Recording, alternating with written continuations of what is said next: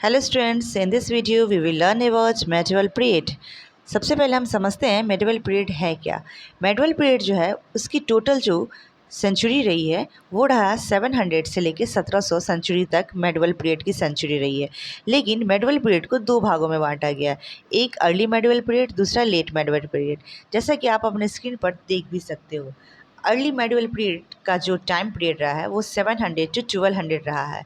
ठीक है, जो अर्ली मेडिवल पीरियड है उसे हम साधारण शब्दों में प्रारंभिक मध्यकाल या आरंभिक कालीन युग के नाम से जानते हैं।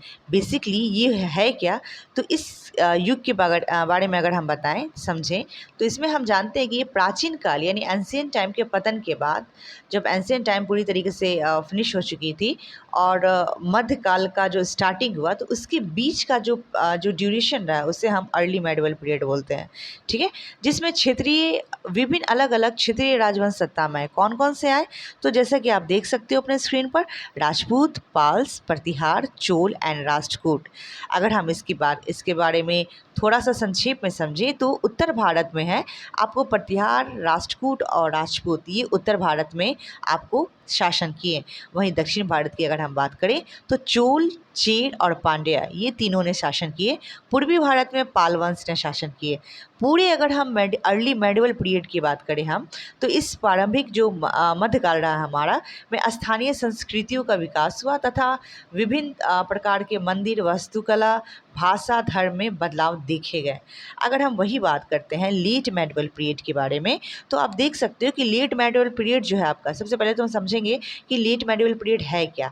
तो इसको हम बोलते हैं साधारण शब्दों में उत्तर मध्यकाल। ठीक है, और ये वो समय रहा है जो मध्यकाल के अंत की ओर जाता है, यानी कि हमारा अर्ली मेडिवल पीरियड और आधुनिक काल की शुरुआत से पहले का जो बीच का जो टाइम रहा है, पीरियड रहा है, उसको हम लेट मेडिवल पीरियड बोलते हैं। जैसा कि आप अपने स्क्रीन पर देख सकते हो कि लेट मेडिवल पीरियड में जो टोटल अवधि रहा है ये 1200 से 1700 के बीच में रहा, जिसमें दो इस्टेब्लिशमेंट हुए हैं। पहला है आपका दिल्ली सल्तनत एंड दूसरा है मुगल्स एम्पायर। अब हम जानेंगे दिल्ली सल्तनत के बारे में। अगर तो दिल्ली सल्तनत जो है आपका टोटल वो 1206 से लेके, ठीक है, 1526 तक का जो टाइम पीरियड है वो आपका रहा है दिल्ली सल्तनत का। वहीं अगर हम मुग़ल पीरियड की बात करें तो मुग़ल पीरियड का जो टाइम रहा है वो 1526 से लेके आपको 1707 तक का जो टाइम पीरियड रहा है वो मुग़ल पीरियड का रहा है। ठीक है, तो इसमें हम ये जानेंगे कि जो दिल्ली सल्तनत है, तो दिल्ली सल्तनत में आपको क्या क्या देखने को मिलेगा। तो दिल्ली सल्तनत में गुलाम वंश से लेके लोधी वंश ने शासन किया। इस 5 वंशों के बारे में आपको दिल्ली सल्तनत के बारे में पढ़ना है, दिल्ली सल्तनत में आप पढ़ोगे। ठीक है, वही अगर हम बात करें मुग़ल एम्पायर की, तो ये शुरुआत कहाँ से होगा, तो लोधी का जो शासन है वहाँ से वो ख़त्म होता है दिल्ली सल्तनत में।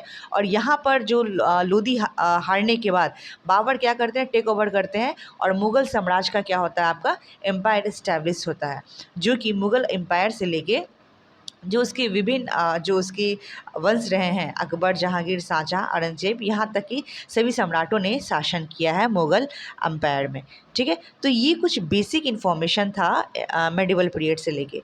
ठीक है, अगर हम इसके बारे में थोड़ी सी और बात करें तो जहाँ हम जानेंगे कि जो हमारा अर्ली मेडिवल पीरियड रहा है इसमें कुछ बदलाव हुए। वो बदलाव क्या था, तो आपको रिलीजियस बदलाव देखने को मिले, कल्चरल देखने को मिले एंड पॉलिटिकल, ये तीनों चीज़ में आपको बदलाव देखने को मिले। ठीक है, ये जो आपका पूरे टाइम पीरियड रहा है लेट मेडिवल पीरियड का, ये वास्तुकला और मुग़ल के वास्तुकला, जैसे कि ताजमहल की ये देन रहा, ये एक समय रहा, टाइम पीरियड रहा। ठीक है, जिसमें भाषा और साहित्य भी इस काल में सबसे ज़्यादा विकसित हुए हैं, जहाँ जो कि हिंदी, उर्दू, फ़ारसी अलग अलग भाषाओं के रूप में लोगों ने इस टाइम पीरियड को जाना है।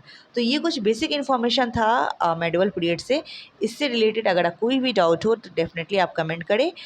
And thank you, have a nice day.